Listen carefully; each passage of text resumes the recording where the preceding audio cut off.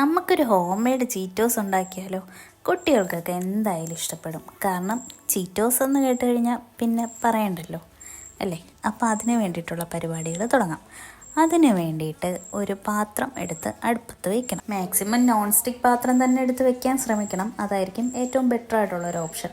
എന്നിട്ട് അതിലേക്ക് ആവശ്യത്തിന് വെള്ളം ഒഴിക്കണം. വെള്ളം ഒഴിക്കുന്നത് നമ്മുടെ അരിപ്പൊടിക്ക് എത്രയാണോ ആവശ്യം അതിനനുസരിച്ചാണ് വെള്ളം ഒഴിക്കേണ്ടത്. എന്നിട്ട് ആ വെള്ളം ഒന്ന് ചൂടായി വരുമ്പോഴത്തേനും ഉപ്പൊഴിക്കണം.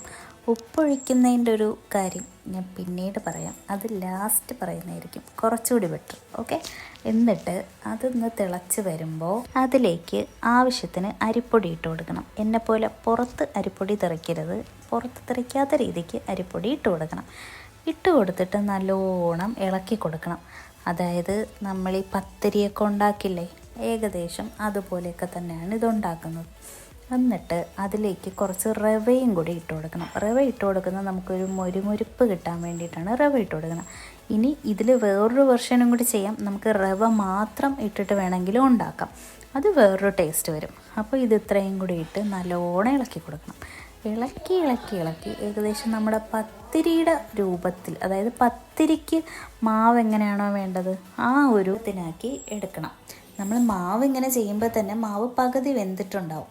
അപ്പോൾ നമുക്ക് കുറച്ചുകൂടി ഫ്രൈ ചെയ്തെടുക്കാൻ വേണ്ടിയിട്ട് കുറച്ചുകൂടി എളുപ്പമായിരിക്കും.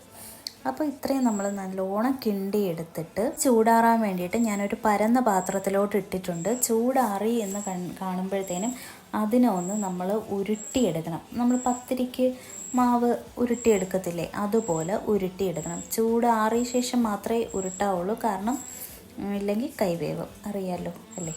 എന്നിട്ട് നമ്മളൊരു കയ്യിലൊരു എണ്ണ തേച്ചിട്ട് നമ്മളൊന്ന് ഉരുട്ടിയെടുത്താൽ അത്രയും നല്ലത്. കാരണം അപ്പോൾ നമ്മുടെ കയ്യിലൊന്നും ഇത് പറ്റാണ്ടിരിക്കും.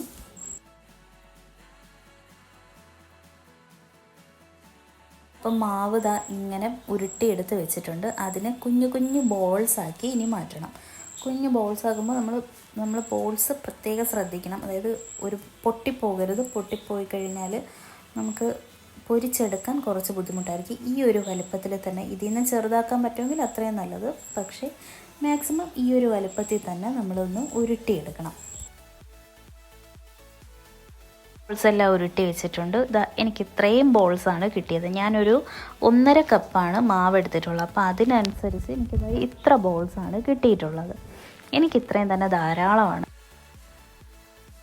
ഒരു ഇരുമ്പ് ചട്ടി എടുത്ത് അടുപ്പിലോട്ട് വെക്കണം. അതൊന്ന് ചൂടായി വരുമ്പോഴത്തേക്കും വെളിച്ചെണ്ണ തന്നെ ഒഴിക്കാൻ മാക്സിമം ശ്രമിക്കണം.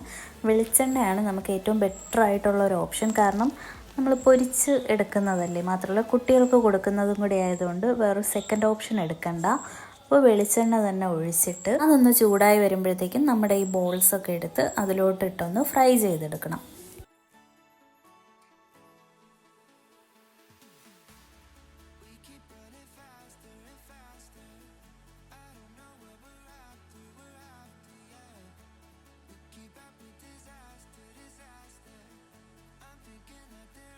ബോൾസ് തമ്മിൽ ഒട്ടാതിരിക്കാൻ മാക്സിമം ശ്രമിക്കണം. കാരണം ബോൾസ് തമ്മിൽ ഒട്ടിക്കഴിഞ്ഞാൽ ചിലപ്പോൾ നമുക്കിത് പൊടിഞ്ഞു പോകാൻ ചാൻസ് ഉണ്ട്. അതുപോലെ ഇളക്കി എടുക്കുമ്പോഴും പൊടിഞ്ഞു പോകാതിരിക്കാൻ ശ്രമിക്കണം.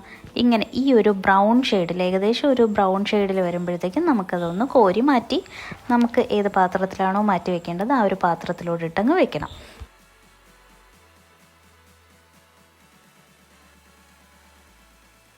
ഇനി അവസാനമായിട്ട് നമുക്ക് ഒരു സാധനം കൂടി ആഡ് ചെയ്യാനുണ്ട്. കുറച്ച് മുളക് പൊടി, അതായത് വളരെ കുറച്ച് മാത്രം മുളക് പൊടിയും കുറച്ച് ചാറ്റ് മസാലയും കൂടി ആഡ് ചെയ്യണം. ചാറ്റ് മസാല ആഡ് ചെയ്യുമ്പോഴത്തേക്കും നമുക്ക് ചീറ്റോസിൻ്റെ സെയിം ഫ്ലേവർ കിട്ടും. അപ്പോൾ അതിന് വേണ്ടിയിട്ടാണ് ചാറ്റ് മസാല. അതില്ല എന്നുണ്ടെങ്കിൽ ഓപ്ഷണലാണ്, വേണമെങ്കിൽ മാത്രം ആഡ് ചെയ്താൽ മതി. എന്നിട്ട് കുപ്പിയിലിട്ട് അടച്ച് വെച്ച് കഴിഞ്ഞാൽ പിള്ളേർക്കൊക്കെ ഇടയ്ക്കിടയ്ക്ക് കഴിക്കാൻ ഹോം മെയ്ഡ് ചീറ്റോസ് നമുക്ക് കിട്ടും. അപ്പോൾ ഇതാവുമ്പോഴത്തേനും നമുക്ക് കെമിക്കലൊന്നും ഇല്ലാത്ത നല്ല അടിപൊളി സാധനം കൊടുക്കാൻ പറ്റും.